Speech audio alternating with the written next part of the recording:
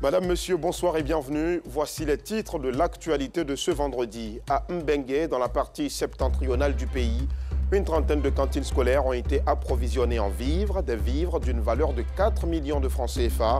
Un réel soulagement pour les apprenants. Nous irons aussi au Mali, où Choguel Kokala Maïga a été reçu par le chef de la junte, Assimi Goïta. Le Premier ministre est allé informer le président de la transition de son aptitude à reprendre son poste, mais la réponse d'Assimi Goïta est toujours attendue. Voilà pour le sommaire, vous faites bien de choisir RTI2. À l'occasion de la semaine de la population, le ministère du Plan et du Développement a invité les populations de Daloa à une prise de conscience sur le concept du dividende démographique. L'initiative vise à faciliter la mise en œuvre des objectifs de développement durable.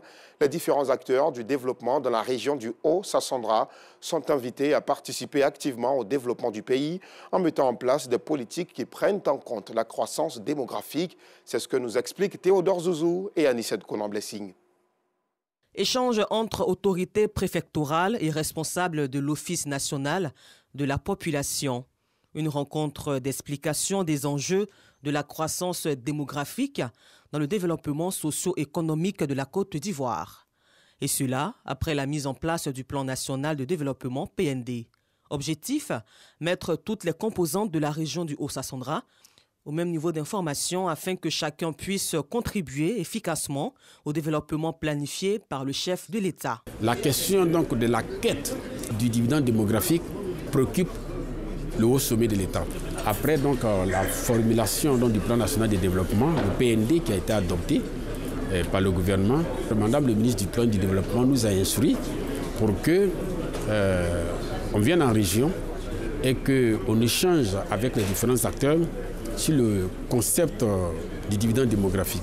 En échangeant avec la jeunesse estudiantine, les chefs traditionnels et les leaders communautaires, les professionnels des médias qui opèrent sur le territoire donc, de la région, les différents directeurs régionaux qui sont donc les démembrements des différents ministères sectoriels dans la région et l'ensemble du corps préfectoral, on a constaté effectivement que c'est une préoccupation importante. Avant le corps préfectoral, c'étaient les étudiants, les organisations de jeunes de la région, les élus et les organisations non gouvernementales.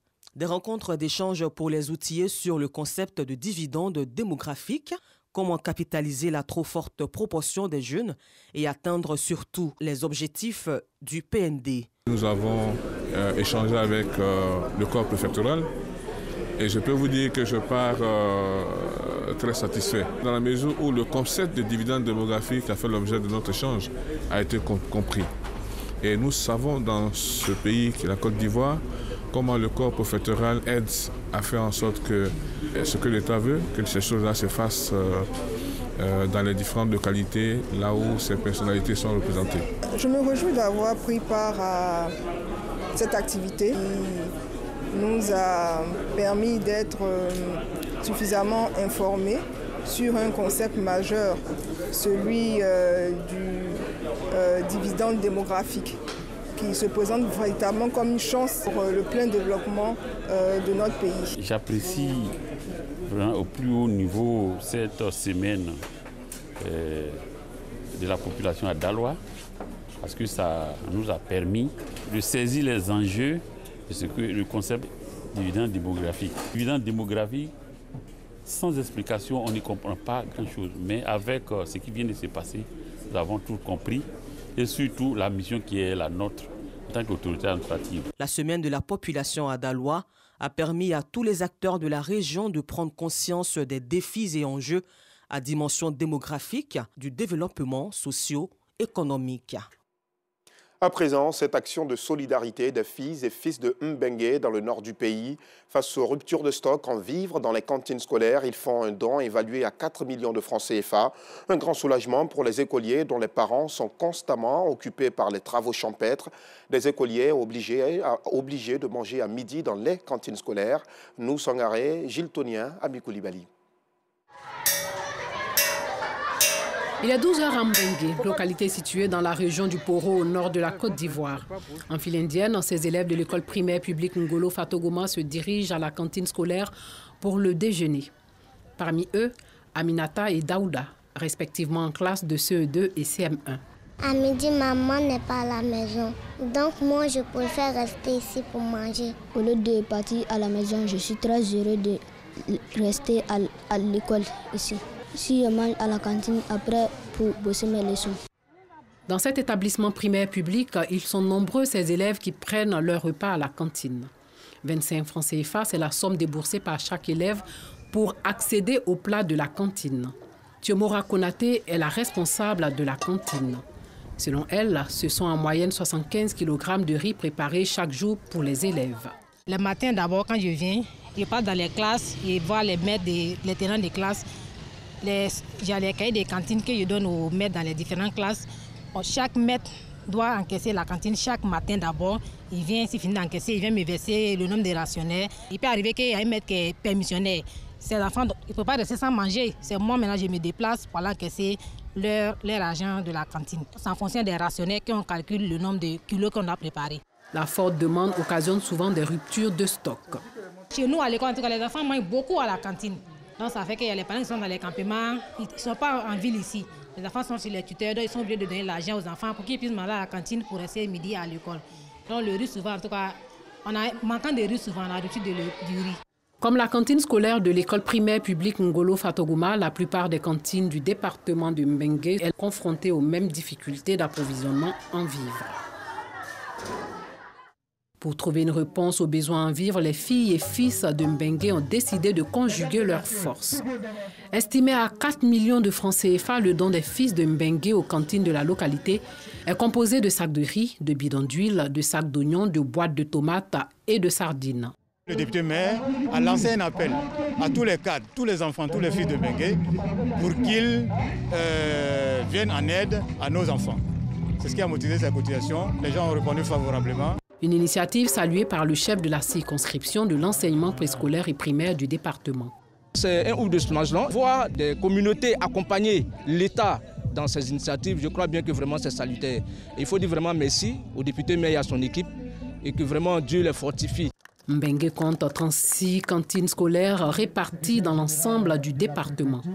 Le gouvernement ivoirien a investi plus de 16 milliards de francs CFA les 9 dernières années pour offrir un repas à plus d'1 million d'écoliers.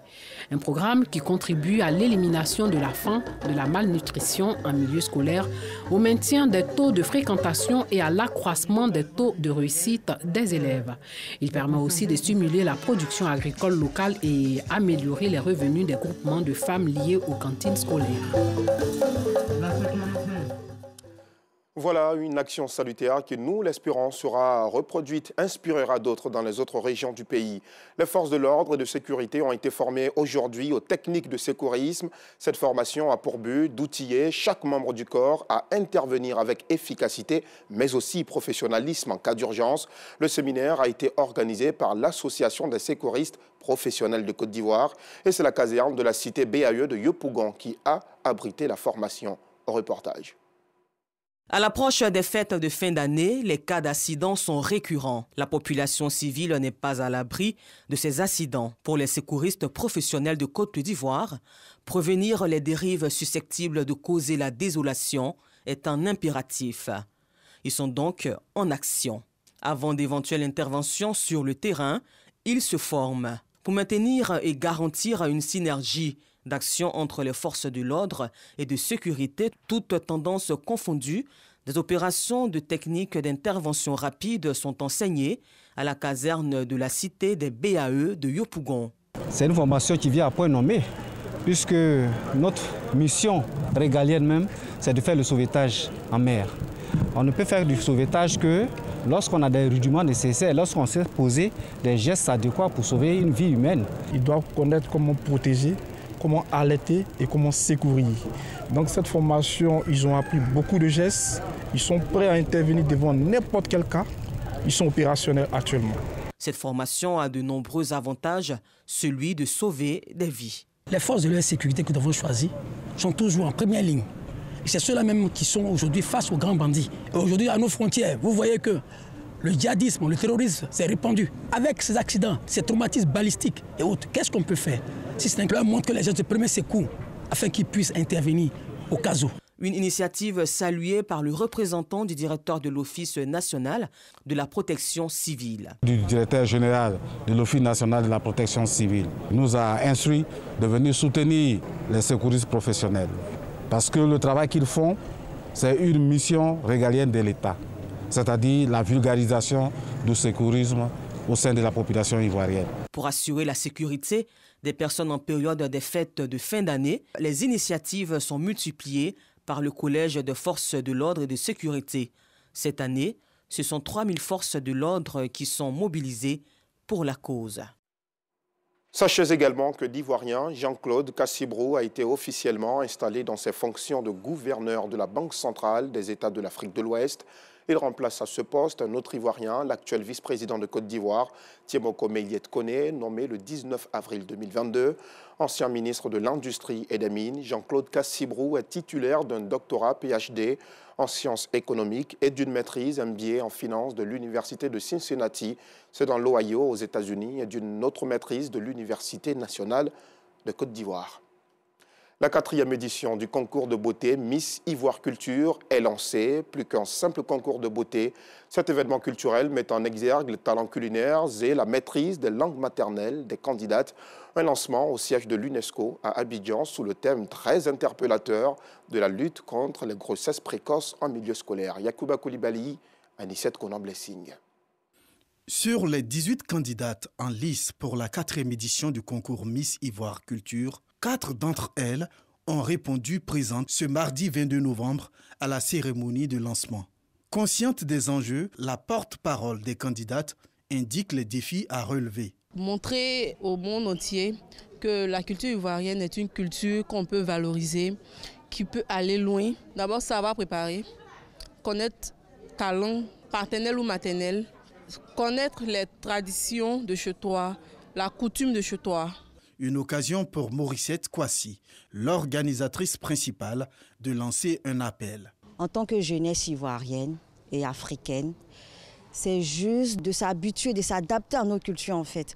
Parce qu'on a remarqué aujourd'hui que nous sommes plus fixés sur l'Occident. Pourtant nous sommes des Africains.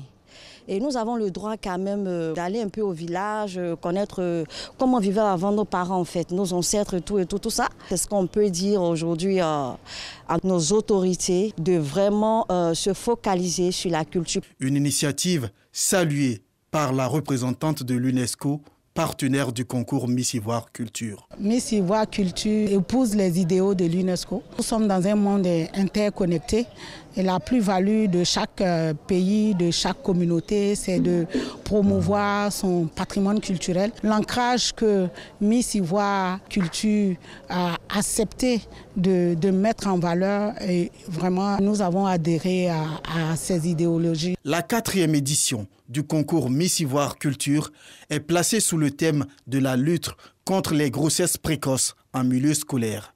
Pour décrocher la couronne, les candidates doivent, en plus de leur beauté, prouver leur talent culinaire le 26 novembre à Guessidje, non loin d'Azaguié. Le reportage de Yacouba Koulibaly était plutôt commenté par Clément Boko. Une journée dédiée à la cohésion sociale et à la paix s'est tenue dans la ville de Vavois. L'initiative de la communauté musulmane burkinabé résidant dans la ville vise la consolidation des liens entre les populations. Plusieurs activités, dont une prière pour confier notre belle nation, la Côte d'Ivoire, à l'éternel Dieu, étaient au menu. C'est ce que nous explique Anicette Konan-Blessing. Pour la paix, ils sont sortis nombreux. Venus de plusieurs pays de la sous-région et localités du pays, ces partisans du vivre ensemble prennent part à la célébration de la Journée nationale de la paix qui se tient dans la ville de Vavois. J'ai été émerveillé de vivre cette cérémonie et de voir la prière qui s'est déroulée. C'était vraiment formidable. Cette célébration est une initiative de la communauté musulmane burkinabé de Vavois. Pour le guide de cette communauté, la célébration de la Journée nationale de la paix relève d'une importance capitale, compte tenu de l'impact de la crise post-électorale de 2010 sur cette ville. C'était une fête symbolique. Nous avons fêté ça en particulier à Vavois avec le grand cheikh de Vavois, Cheikh Mohamed Serif Traoré. Vraiment que la paix règne en Côte d'Ivoire, que la paix règne sur la sous-région de l'Afrique de l'Ouest. Un avis partagé par plusieurs. la paix, l'amour, l'entente, la bonne cohésion. C'est très bon, c'est très important. S'il y a la paix, il y a la joie. S'il n'y a pas la paix, il n'y a rien de bon. C'est la paix qui est tout. La célébration de la journée nationale de la paix à Vavois a pris fin par des prières et bénédictions pour la paix en Côte d'Ivoire et dans les autres pays de la sous-région.